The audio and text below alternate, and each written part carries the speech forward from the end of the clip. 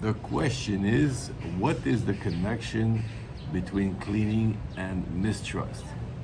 Well, a priori heard like that, it might sound like a strange question because we don't see why cleaning ourselves, cleaning our house would be a sign of mistrust. It seems normal. We take care of ourselves. We take care of our surroundings. We want it to be orderly. We want it to be clean. We want it to be a hygienic place. And why not? Now, here we have to be a bit more specific. It's not so much in itself the cleaning that is a sign of mistrust, but the excess of cleaning, the fact of worrying too much about cleaning, about order, that would be a sign of mistrust, general mistrust. Mistrust being the main thing is mistrust toward the world,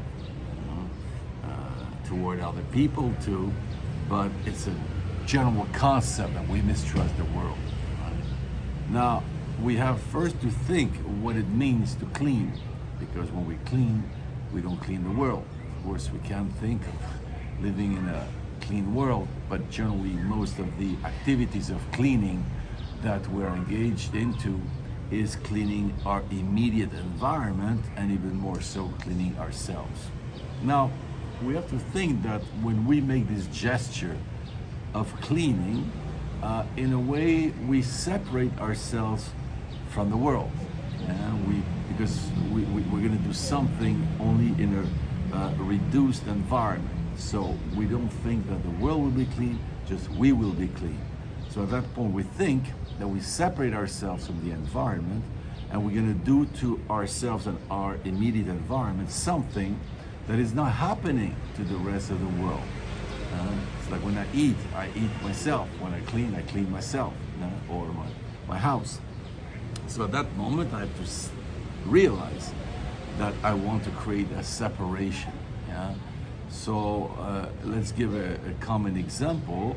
In certain cultures, like in Asia or in Russia, there is a practice of taking your shoes off when you enter the apartment, which is not practiced so much in Europe, for example, or in America. So the cultural difference shows that we want to make a clear cut, a distinction between the outside and the inside. That what is fit for the outside is not fit for the inside. And in general, what it means is that the outside is dirty and the inside is clean or should be clean. So I create a separation. Now here we can see already a certain side of mistrust, because I am not integrated anymore in the world. I am a part of the world.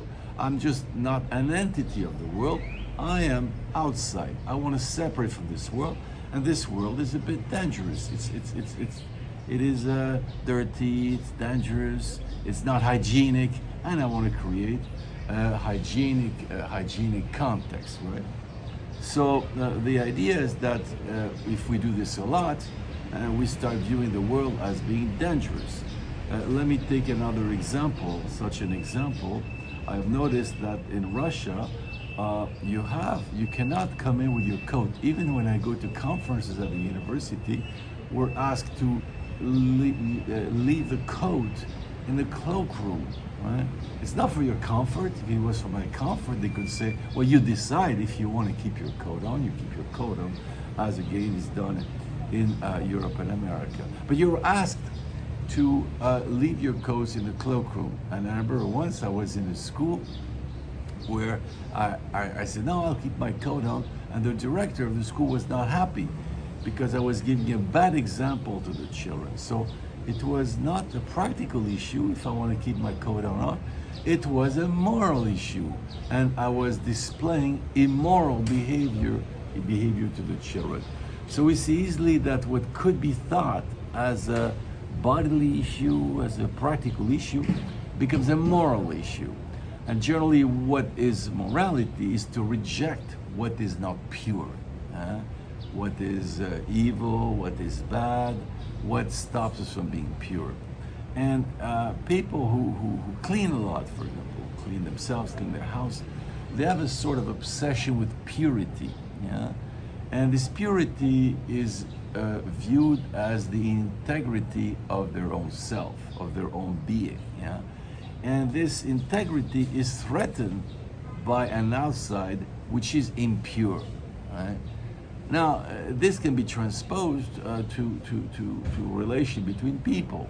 For example, if you go to Africa, you might eat in a dish where everybody has the same dish, and you take with your hand the food. Right? So I'm not saying you should do this or should not do this, but we can see that in such a way of behaving, we're much more connected to the other. Now, some people might think that it doesn't reflect on a relation between people, how we consider other people. Well, funnily enough, I have noticed that in places where there's much more community and integration of people and less worry about cleanliness and separation from others and viewing others as dirty, there's generally a better sense of dialogue. That's the case, for example, in African countries, although not all African countries are the same, but dialogue is much more natural. When I've noticed in certain countries, cultures where cleanliness is much more important, like Asia, like right now I'm in Taiwan or Slavic country, discussion, dialogue is more difficult because the other is more viewed as a threat. Yeah? So these are cultures where any objection will not be appreciated.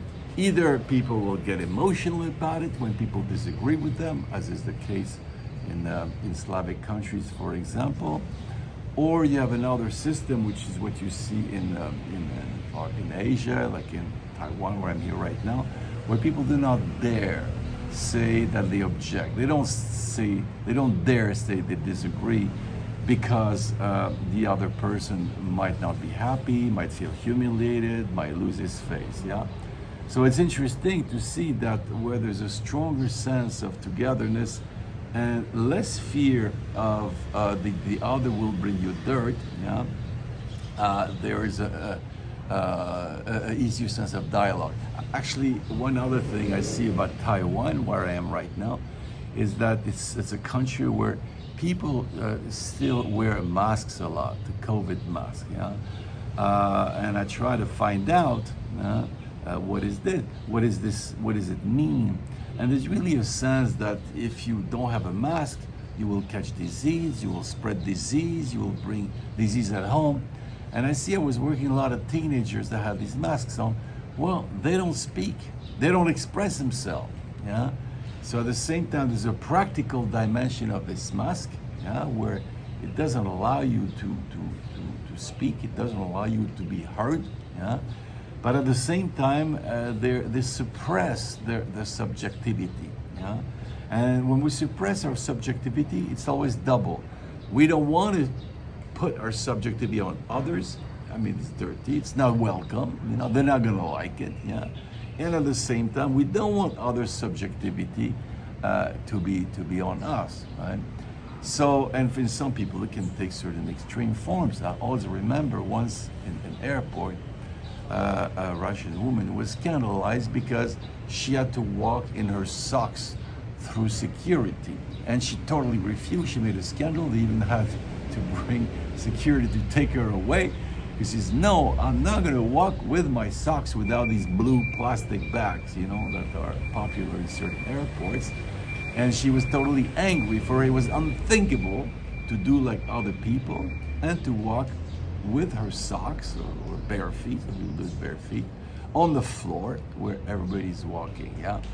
So generally, I mean, of course, everyone can decide the way he wants to behave, what are his choices, what are his values. But when you see someone who has a very particular type of demand, yeah, well, it reflects it's excessive simply because it's more than the norm, yeah. Yeah? And here it's an interesting way to look at it, that the obsession with cleanliness, with order, yeah, is very much a revealing of people's existential scheme, of people's cultural schemes, and some existential schemes, some cultural schemes are more trustworthy than others. Now, it's not a catastrophe, but I think it's interesting to look at it. And what is nice about human beings that nothing is just purely practical. Nothing is just a pure, like, subjective desire. Everything is symbolic. Everything has a meaning. Anything reflects on our way of being. And I think our relation to cleanliness, to order, is an interesting reflection on our way of being.